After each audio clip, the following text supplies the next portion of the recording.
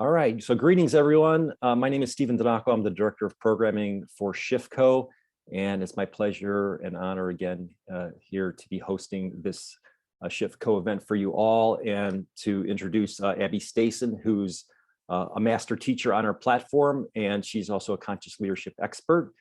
She's done other events for us on what we're calling the Conscious Leadership Series, and this particular event is focused on the topic of freeing yourself from imposter syndrome. So with that, Abby, I won't hold us up anymore. Just give them the lectern over to you. Thank you, Stephen. And exciting events coming up. And Stephen, so just to go back to Shiftco for a second, aren't those recorded and then you put them on the YouTube page, right? Any past? Right. Yeah, so I just want to do a shout out right now for, if I can't attend one of them, I immediately go to the YouTube station, and you can get any of those events and look at them. If you can't do them live, I highly recommend them. Anyway. Yeah, absolutely. All of our public free events are recorded, and we post them on YouTube channel subsequently. So all of Abby's other presentations on conscious leadership you can find on the Shiftco YouTube channel. So yeah, thanks for mentioning that, Abby. Oh, no problem. I love that, because I can't always make the events, and they're really good events. So I highly recommend them. So here we are to talk about imposter syndrome. You know, and inevitably in my workshops and my clients, we ultimately get down to how I treat myself. That is, if I feel like an imposter, somewhere in the coaching or somewhere in the workshop, this topic always comes up. So I'd love to talk about it today, and I'll give you some time to ask some questions. So go ahead, Stephen, next slide. And as you get to know me and maybe watch a couple more of my webinars, you know, I think it's important to be precise in what we're talking about. Not only the term, but our experience of imposter syndrome. Like, what exactly is it? Because we can't hit a target that we can't see or know. So I'm all about precision. I think there's a benefit, and it's useful to bring precision to a lot of these terms that get thrown around, and exactly what are we talking about. So go ahead with the next slide, Stephen. Stephen's my partner in crime here. So there's a lot of terms that have been thrown around. So imposter syndrome is the latest one. There's a term called self-concept. We can talk about self-love. We can talk about confidence. In other countries too, there's a term called tall poppy syndrome. At the end of the day, we are talking about how we relate to ourselves. And I like to use the word self-esteem. It's been around for years and years and years. So this whole concept of imposter syndrome, self-concept, self-esteem has to do with, how do I relate to myself? We don't have to get into semantics. I love the word self-esteem. It's been around for years.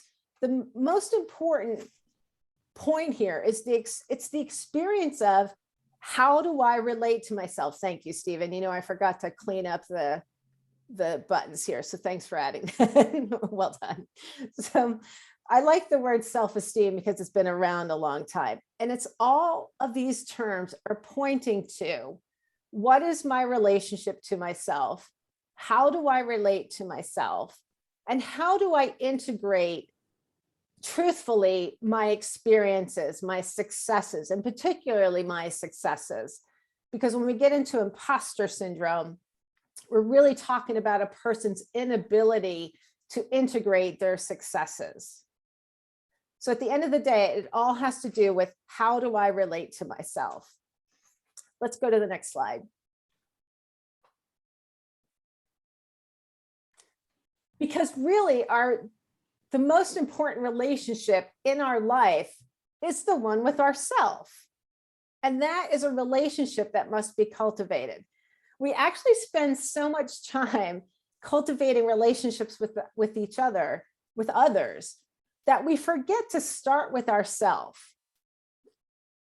And this is the most important relationship, because if I have a healthy relationship with myself, then that bleeds over in a good way to my relationships with others.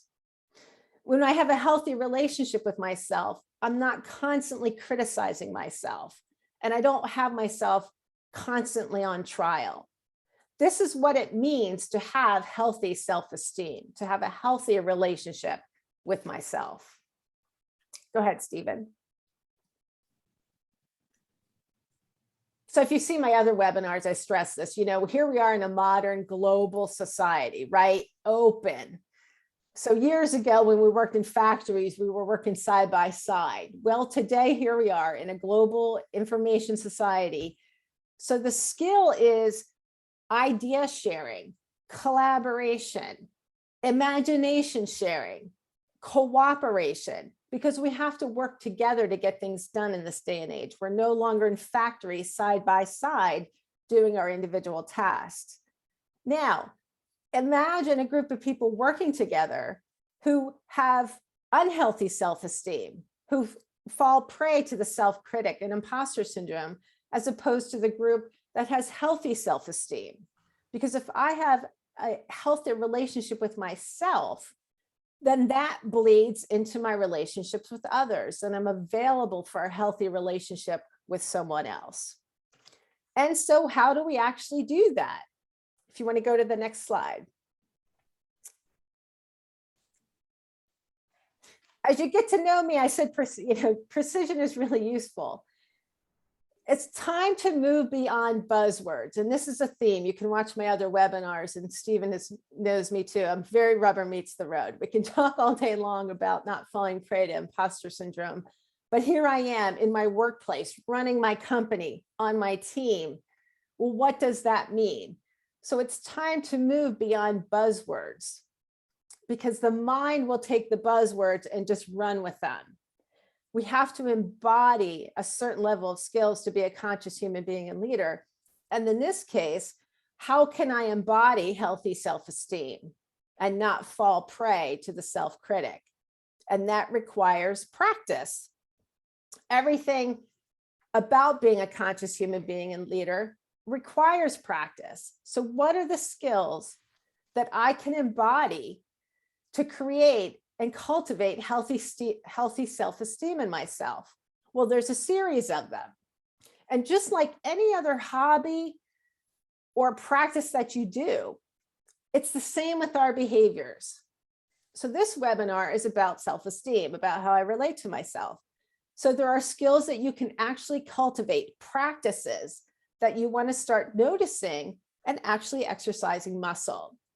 So let's go over those now. Next slide, Stephen. So first of all, there's the practice of living consciously. So to cultivate healthy self-esteem, I have to have a commitment to living consciously.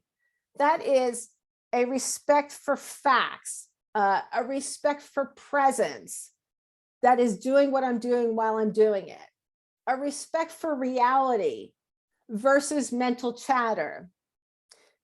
This is one of the core practices of cultivating healthy self-esteem. Because if you're like me, you want to, and I'm giggling a little bit because I was just thinking about this morning how my mind chatter wanted to run away with me. So, if you're like me, I just want to stop with the mental chatter and really get into the truth and reality of my experience. So the practice of living consciously is the core practice of cultivating healthy self-esteem. Because if I'm in the truth and reality, then I'm equipped to deal with what's happening, or I can know when I can't deal with what's happening. And therefore my self-esteem rises. Next slide. So the practice of self-acceptance. Now this is a big one. And some of you may be rattled by this. And if you get rattled during this webinar, that's okay, because this is a I'm going to say a sensitive and very important topic, that is how I relate to myself and self-esteem. So the practice of self-acceptance, it doesn't mean I like everything that I do, right? We're not going to like everything that we do, but I have to have my own back. I have to accept everything that I do. So I have to present to myself and be present with myself with unconditional love and acceptance. Because when I can accept what I've done, then I can take responsibility for it, and then I can alter my course. But most people, this is where, without self-acceptance, that unconditional love and that unconditional love and acceptance of myself then creates a fortitude for me to make mistakes, because we're going to screw things up. I don't know about you, but I do, right? So instead of making a mistake and pounding myself with it, with the self-critic, I can say, look what I've done. And I can love and accept myself for it. But it's like, okay, I can learn from my mistake and move on. It's a much more pleasant way to be. And you can probably see then my self-esteem rises. My relationship with myself gets healthier through self-acceptance. Let's go to the next slide. Then the practice of self-responsibility. Now, I just mentioned, self-acceptance, making a mistake. Well, when I make a mistake, and I will, I can take responsibility for that and just take responsibility for my life and activities in general. By the practice of self-responsibility, I step into really fully being an author of my life, whether it's leading, running a business, existence in relationships, it doesn't matter. When I am the author of my life, I am empowered and not at the effect of anything. I'm not victimized by anything. This doesn't mean that I take on too much responsibility for the things I can't control, but for the things I can control and which are in my power to change, self-responsibility puts me in the driver's seat of my life, the author of my behavior. Next slide. The practice of self-assertiveness. So you can probably see how all of these skills together lift self-esteem. Now, self-assertiveness has to do with honoring my needs and wants, and also just my right to exist as a human being and my ability to assert myself when necessary. So what this looks like is speaking up in meetings, speaking up for my business, instead of speaking up in relationships for what I want. It doesn't mean that I always get what I want, but when I assert myself, I can stand for myself and take responsibility for myself. And I can assert my existence in the world. Now, it doesn't mean that I'm an arrogant, assertive human being. Okay, so it's not egoic, but each of us has to be able to assert our existence, our thoughts, views, our opinions. And when we expand the boundaries of our willingness to assert ourselves, we can cope, and we can know when we can't cope with what's going on, and that's okay. Let's go to the next slide.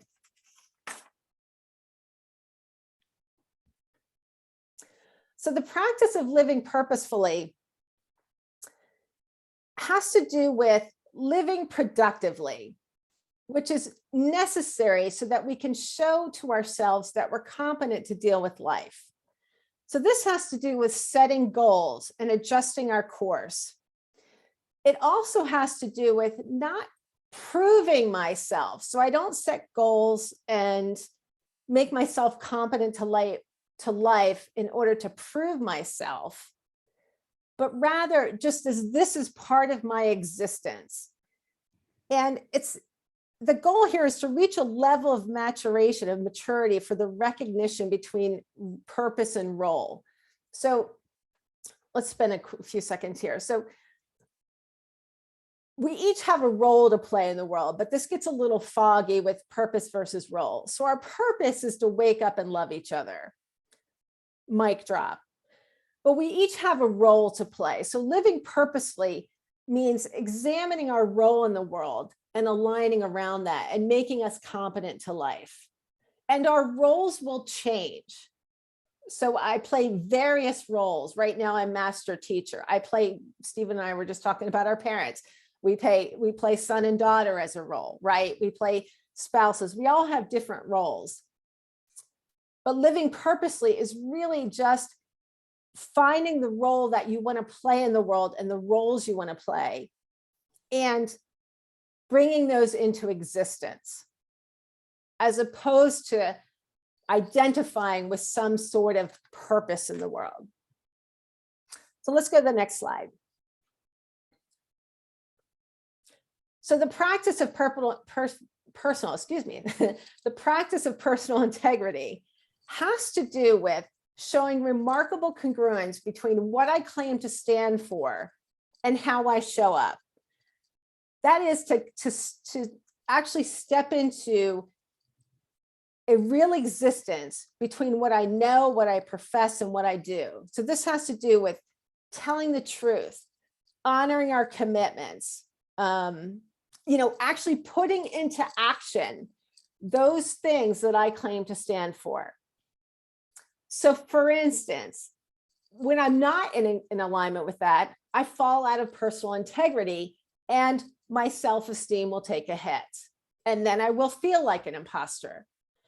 Simple example is that I have a commitment to sustainability. So here I have my cup, my refillable cup. If I had a bunch of plastic cups around here, I would be out of alignment and out of my personal integrity, and my self-esteem would take a hit. And I would feel like an imposter because I claim to stand for sustainability, and yet I surround myself with plastic. So that's an example. And I want to say it's not about perfection, it's about awareness. This also has to do with accountability, how I hold myself accountable. Because if I hold myself accountable, I don't need others to do that for me. And a culture of accountability will support our moral aspirations. Let's go to the next slide. And then the practice of self-respect. This is how at the core also of self-esteem, because just imagine, like, how do I respect myself? My ability to respect myself then exactly transcends to my ability to show respect for others. This is the conviction that I have a right to exist. Not that I am delusional that I'm superior or inferior to anyone else. It's just that I have a right to exist. It's not comparative and it's not competitive. It's just that my life and existence is worth acting to support, respect, and nurture. And it's an affirmative feeling of, towards my right to be happy and to pursue what I want. This is all encompassed in building a level of self-respect for myself. When I have high self-respect for myself, that transcends to others. Next slide. And the practice of self-efficacy. Now, this is the confidence, I want to be efficacious in my ability to understand, learn, choose, make decisions, a confidence in my ability to navigate the day-to-day, the facts, the understanding of facts and reality in the world, and my ability to be able to take things, have goals, accomplish those goals, and know when I can't. The practice of self-efficacy makes me prone to be successful in life, but not success in a superficial standpoint, but successful in my ability to meet the demands and the challenges of a modern world, and to recognize when I can't, so that I can adjust my course to stay efficacious. And at the core of it, it's a trust in my process of navigating life. To be efficacious is to trust my process and navigating life, all forms of life. That is my business, my intimate relationships, my familial relationships, with people I don't know. So it's to have self-efficacy is to be able to function amidst the challenges of life. Let's go to the next slide.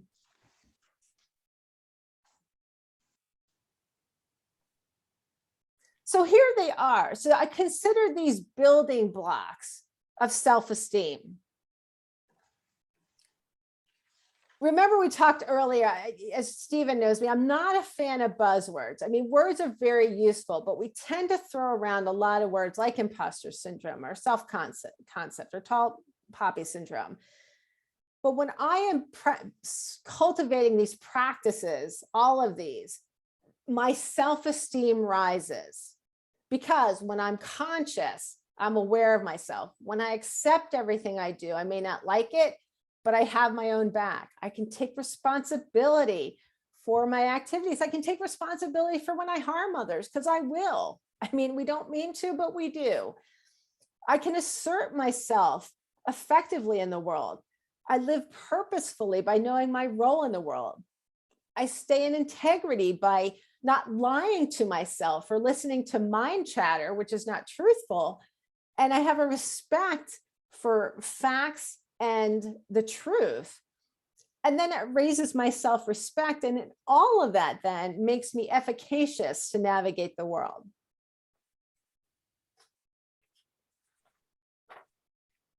Let's go to the next slide. So how do I do this? You know, I could spend each of those practices. I can spend a whole webinar on each of one, but this is, you know, giving you a taste of it, if you will. So what can you do to start? So if you want to raise your self-esteem, you can take inventory. How healthy is my relationship with myself?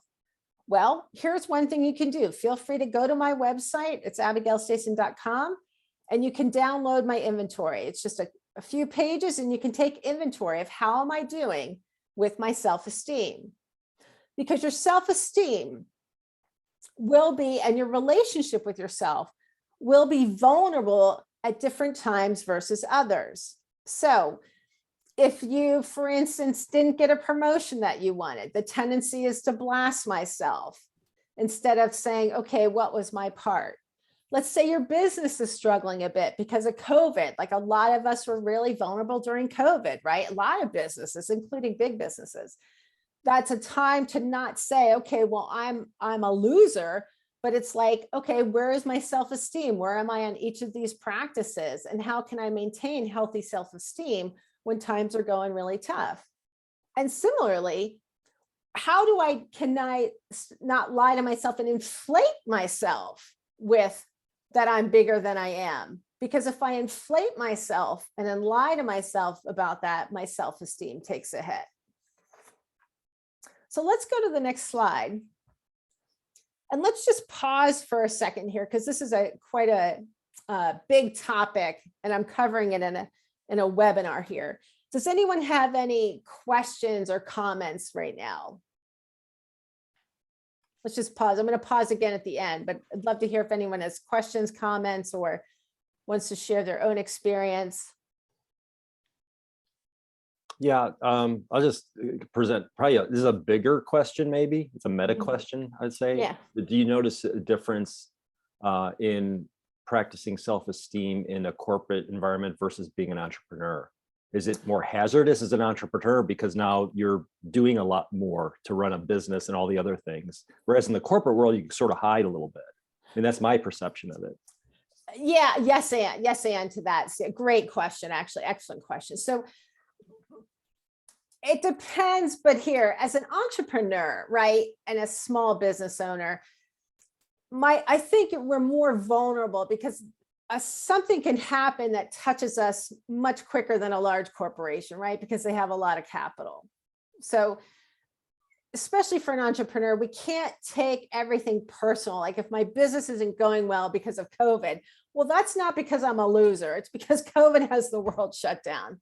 But what we do is we have a tendency to go into, I can't do this, why can't I, etc. So we are particularly vulnerable as small business owners. I'll say also the trap to watch out for within companies, and Stephen, see if this resonates for you, is comparing myself. So one of the ways that we really go down the self-hatred rabbit hole is like, look what he or she's doing, and why am I not doing that? Right. So that's where if we get to the practice of self-respect and living purposefully, then I can align around what my path is supposed to be, what role I'm supposed to do, and what skills I'm supposed to do, regardless of what Mary Smith, for instance, is doing. So in companies, we have a tendency to fall prey to the comparative aspect of life. And I'll say that in general, you don't want to compare yourself to others other than to seek feedback from the environment. Like here I am, and I'm executive coach, master teacher. So when I left Wall Street, rather than going down the rabbit holes, I'm not qualified to be a coach. It's simply okay, what do I need on my resume to play this role? Where am I slacking at based on what the market wants? And how do I need to fill that gap? As opposed to, oh my God, I'm not good enough to be a coach. I could never be a coach, etc. So let me pause there and see if I answer your question. You want to add anything to that, Stephen, and see if there's any questions or comments from the group. Yeah, thanks. Yeah, that's really helpful, Abby. Yeah, and if anybody else has a question or comment, just feel free to unmute and just dive right in.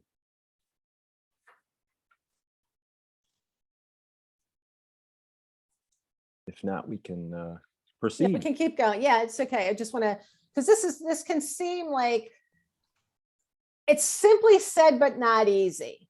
Okay, this topic of imposter syndrome, all of these buzzwords, it really comes down to how do I relate to myself? And people don't know what to replace the mind chatter with, because usually we're so used to the self-critic. And why don't you go to the next slide? Stephen, we'll take a look at this one, because to be a conscious leader and human being, and people have, if you've done a webinar before, you've probably seen this slide, but I love sharing this because really, to be a conscious human being and leader, just to be a conscious human being, business owner, entrepreneur, you name it, it takes a lot of effort and energy, but at the end of the day, you reap the benefits of it. So it's this constant loop between awareness and impact where I'm consistently learning. So that includes how I relate to myself and self-esteem. So if I'm aware of my level of vulnerability with self-esteem and how I relate to myself, and then if I'm aware of how that impacts my environment, myself and my environment, then I can learn. So being conscious is a constant feedback loop of learning. And that definitely pertains to how I relate to myself. Exactly. So if I'm constantly putting myself down and letting that self-critic mental chatter show up and not learning from that, I'm just going to stay really unsatisfied with myself. Right. And that's not a healthy way to live. It's not any fun, right? It's like self-critic is just the whipping post to myself, right? Whatever your version is, but it's just not a fun way to live. Instead, we can take the practice of responsibility, acceptance, assertiveness, and cultivate these practices. It raises my awareness. Then I can see how I impact myself and my environment, my business, my clients, my spouse, you name it. And then I can learn so that I'm constantly growing and learning through the entire process. It's a never-ending feedback loop. And if you want to go to the next slide. And, you know, I don't know about you, but I want to have more vitality and energy, right? So with healthy self-esteem, I don't have myself on trial all the time. Remember self-acceptance. So when I make a mistake and I accept myself and love and accept myself unconditionally, well, then I can check it out. Like, okay, so what was my impact? Do I need to clean up any messes? Do I need to take responsibility for anything? And then, you know, move on and learn from my mistakes and learn from the good stuff too. And in essence, my energy and vitality raise. So then I have more energy and more vitality in my general existence. And like I said, it's just a lot more fun to have this relationship with myself where I'm aware of myself, the author of my life, clean up my messes, learn from it. I mean, what could be more fun than getting to know yourself, right? That could seem really scary for people because how I know myself is to constantly criticize myself. Well, you can shift that. And you can replace the mental chatter with all of these practices. Let's go to the next slide. Because at the heart of healthy self-esteem, a healthy relationship with yourself, is an overall trust in my process that is my process to navigate the journey of life. When I have trust in my process, and the process is the pillars, the foundations, the practices, then I know, okay, I can handle this journey, right? There's going to be ups and downs. It can be really, really challenging. At times it can be life-threatening. Seriously, there's a lot going on in the world. But with all of that, if I have trust in my process, then my self-esteem raises. I have healthy self-esteem. So I have a healthy relationship with myself. And you can think about it. I'm sure many people on the phone, and I've heard this from people, it's like, well, I treat others better than I treat myself, right? This is at the heart of it, right? We give it all away. So I'm not saying to stop that, but you'll have more to support others when you trust in your process and you have a healthy relationship with yourself. You'll have more vitality, and you realize that, you know, life's a journey. And let's go to the next slide. And then here's the second thing you can do. So I'm all about the how. Is how do you dive into this? Well, you can first of all download my self-esteem inventory to see how you're doing. But then each of the practices, you can self-reflect to see where you are on them. And you can go to my website and download those also. So for instance, self-efficacy, self-respect, etc., self-responsibility. Each of those has the definition and a worksheet for you, a sentence completion and self-reflection practice that you can do.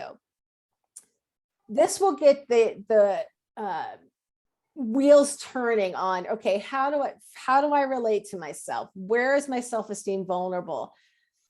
And I want to say, don't be, so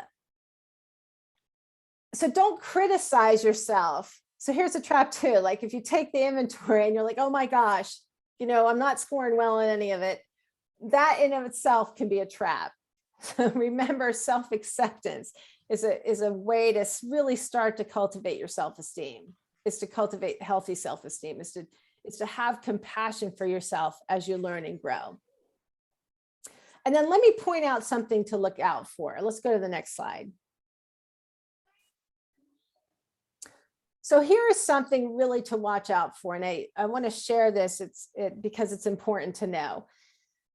The research is clear on this. And in fact, there's this a new book out called, I'm going to butcher this, it's called Schadenfreude. So we actually take pleasure in others' suffering. So you want to watch out for this. So this term called Schadenfreude is just that people with low self-esteem who don't have a healthy relationship with themselves will try to tear down those with healthy and high self-esteem. It's because there's such a focus on, or such a human experience of tearing down those. We like to see others suffer. And so a simple example of this is that, let's say a person that you were working with who was doing better than you and getting more raises or just more successful than you, and then something happens and they get caught stealing from the company. So it's like we really enjoy seeing others suffer. And then easy example is sports teams. So people's brains fire more when their opposing team screws up than when our own team does well. So just remember that, because as your self-esteem rises, so as you start to dive into this topic, as you start to really embody it, as you start to take inventory and start to focus on the practices, you really want to watch out for people with lowest self-esteem will actually try to tear you down. And you can't take that personally, and it's easy to start to judge that.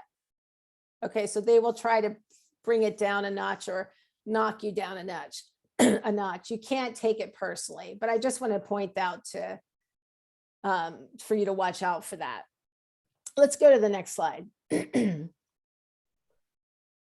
And at the heart of it, self-esteem, having healthy self-esteem is just more satisfying. I said that it's more fun. But when I'm the author of my life, that's satisfying because then I can't blame anyone else for what I've done. And then I'm in the driver's seat to be able to course correct for it. And I'm in the driver's seat to feel all my feelings about anything that's happened. I can't blame and shame others for something that I've done. It's extremely empowering. And you can see why self-acceptance is important, because when I screw up something, and I will, right? Then I'm in the driver's seat to repair it, and I can learn from it. It's a much more fun and easeful and peaceful way to exist. Because if I always have myself on trial, I don't know about you, but I used to always have myself on trial. And, the verdict was never good. So, it's an exhausting way to exist. And to cultivate self-esteem is to build resilience through challenges. So to have healthy self-esteem, then I can cultivating healthy self-esteem will help me build resilience through challenges, because life has its challenges. And we know we're in a global challenge right now, this pandemic, right? So if I have healthy self-esteem, I can have resilience through these challenges that come up. And I may not have the resilience, but then I'm in the truth about that. And I can have my back through it, even though life gets really tough, or your business gets really tough, or leading in a company gets really tough. I can remember the Wall Street crash that I lived through. I mean, imagine that if I had low self-esteem, then what that would mean for me in leading people through this market crash that happened in 2008. Or imagine having low self-esteem and your business is struggling, right? You have to be able to have resilience to navigate the challenges.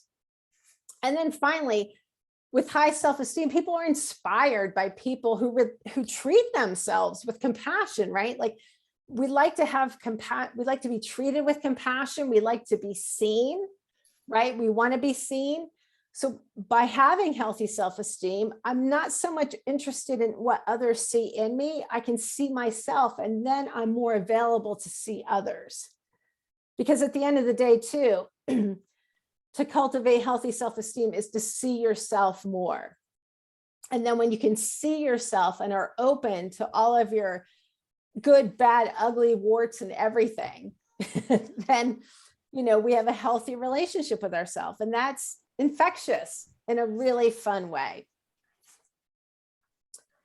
Let's go to the next slide. Actually, before you advance, Kelly put a question great. in the chat. Is like, what is the name of the syndrome again? I just wanted to. Yeah, it's called. I'm going to butcher it. It's called Schadenfreude. Right, it's a German word. Yeah, it's called Schadenfreude.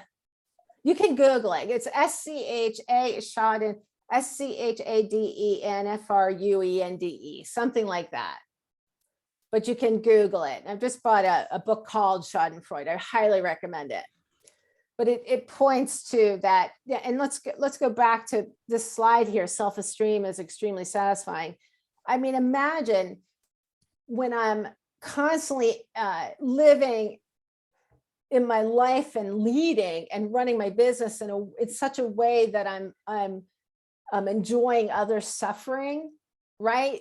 That's not compassionate, and that's going to hurt my self-esteem because I'm getting a dopamine hit off of someone else's suffering, right? So that's gonna forget about others. That's going to harm my self-esteem. That's a lack of self-respect on my own part, right? When I'm not true to myself. So thanks for that question. I highly recommend the book. It's excellent. It's short, but it's to the point. And I was thinking this definitely relates to self-esteem. Yeah, thanks. Bring it. And if you could hit it again, sorry, Stephen, I didn't hit these, didn't time these. Maybe try again. There's 4 or 5 here. Keep going. There's going to be relationships in general, and then one more professional life. Yeah, great. Thanks, Stephen. Sorry, I'll make sure I do that right next time. So then think about having healthy collective self-esteem, right? So for our children in our schools, right? So imagine kids growing up having healthy self-esteem and cultivating healthy self-esteem in households, right? And for families and for cultures in general, right? Where we're a culture of not constantly putting each other on trial with mental chatter. Now, right, trials, the justice system is useful to hold people accountable, and we need that. But in terms of this general just benefiting off the suffering of others, of judging others, of criticizing others, for our relationships in general, when we're cultivating self-esteem, that I'm responsible for my self-esteem, you're responsible for yours, and then we can meet there and learn from each other. And for our professional life, right? So imagine my company benefiting off the suffering of other companies. That doesn't lift us up. That reduces our collective self-esteem. And all of this is simply said, but not easy. You know, and it takes practice. You have to literally sit down and say, okay, what is my relationship to myself? Where am I around self-responsibility? How accepting am I of myself? Where am I in personal integrity? But again, if you're like me, it's like, I don't want to be a stranger to myself anymore. In that, I can take responsibility. My self-esteem goes up. I have healthy self-esteem. And then I'm an inspiration for others, even though I don't have to be. But inherently, I become an inspiration for others. And then I invite you into self-esteem. So when I walk around with healthy self-esteem, and present with that, excuse me, you're already invited into healthy self-esteem yourself. So let's go to the next slide. So I'm going to say, let's just focus on this bolded sentence here. Practice is necessary. And as Stephen knows me, it's like I'm very rubber meets the road. We can talk all day long about being more conscious or having healthy self-esteem, not falling prey to imposter syndrome, being emotionally intelligent. Just like any other practice, any other behavior, any hobby, let's just say hobby, you have to cultivate, and the practice is necessary to be a conscious human being. It's simply said, and it can be easy. It's just a commitment to learning. That's it. And just with that, you can cultivate self-esteem, high self-esteem, healthy self-esteem through a series of practices. So let's go to the next slide. Let's pause. We're doing good on time here. And see if there's any questions, comments. Did I rattle any cages?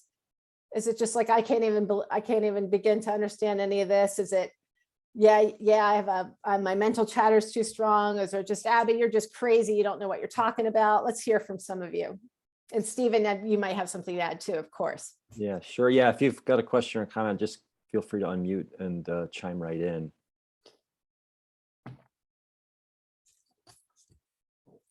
You know, as we wait maybe for somebody to do that, I mean, what I'm noticing, Abby, with this is like, it's a habit building thing too, right? Mm-hmm. It's like people will attend this webinar and we can hear it and understand it. And then, like you said in the previous slide, it's a practice, right? It's like you're building a new muscle. Exactly. And it's overcoming it. This is just another topic that is the practice helps us overcome the inertia of conditioning. And particularly how we're so conditioned to have the negative mental chatter, right? Because when the mental chatter, like, I don't know about you, but I don't sit around going, yeah, I'm really feel good today. I'm really healthy and everything is just so wonderful and I'm grateful, right? That's not the mental chatter we have. It's usually like, why can't you? Why don't you? You're not good enough.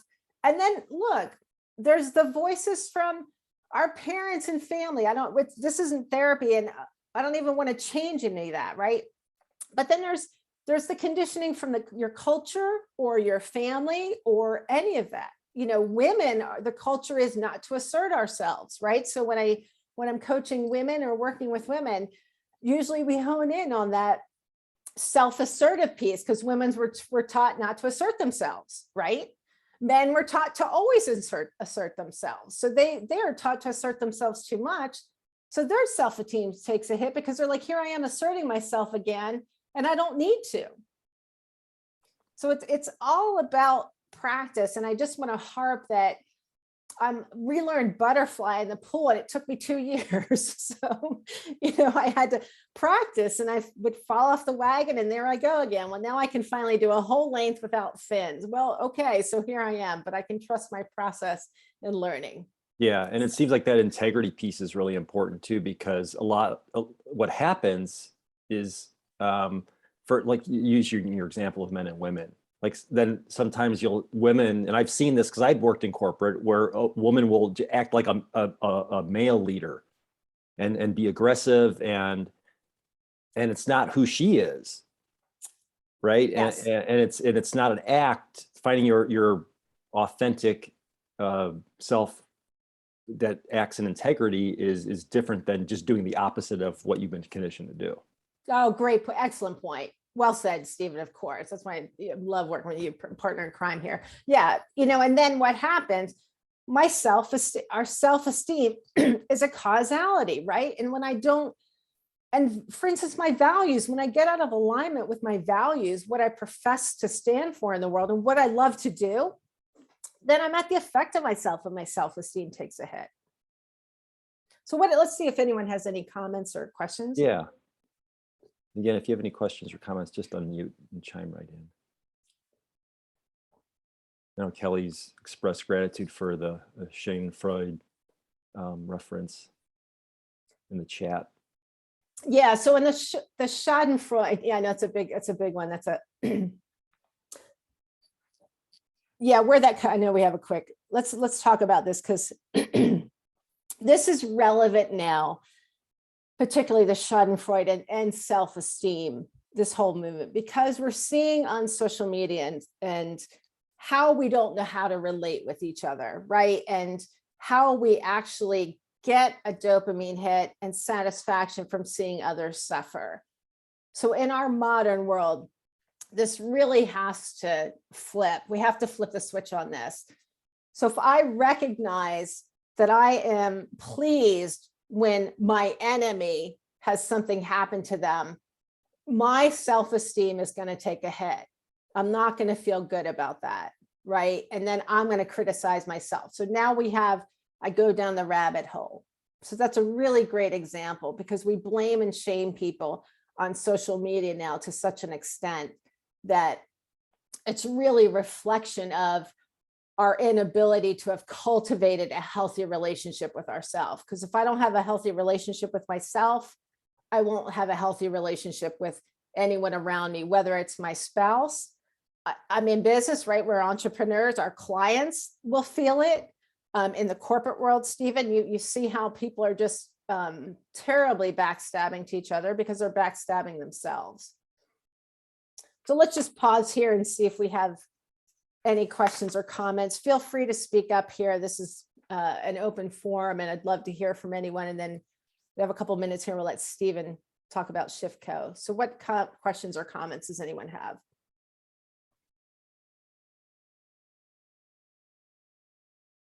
The name of the syndrome is Imposter Syndrome. I'm looking at so the name of the syndrome is called Imposter Syndrome. That's the latest buzzword that has come out in like the last, I don't know, maybe 7, 8, 10 years for self-esteem. The movement, self-esteem, started right around the 1950s, 60s, 70s, because we started move to a more industrial revolution.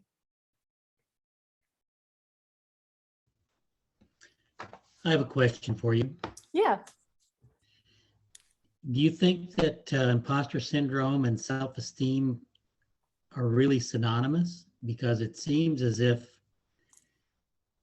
I have a really high self-esteem. I feel like I do, but I still get smitten with imposter syndrome from time to time, more frequently than I'd like to, actually. Great question. So here,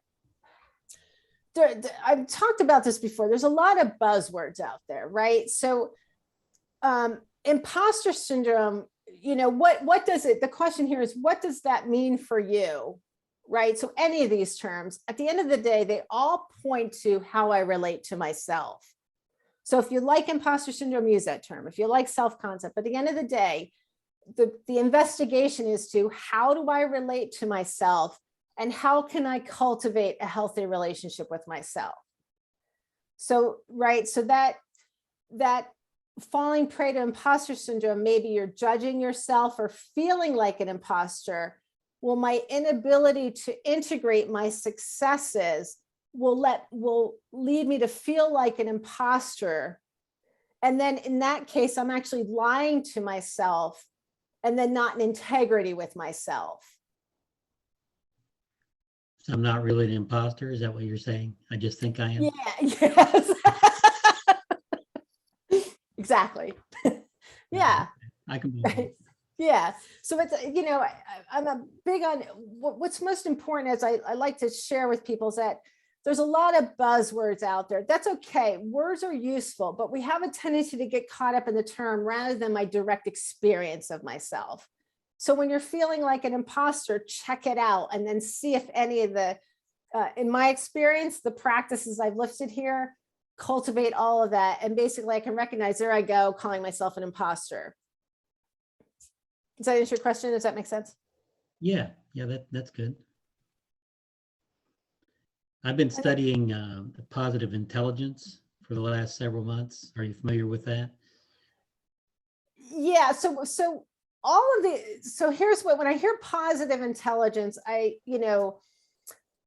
want to make sure that we don't overlay everything with positivity. Okay. So this is, so positive intelligence can be good, but what I find is that people try to be positive all the time. Well, where's anger in that? Right. So that's what people call emotions, positive or negative.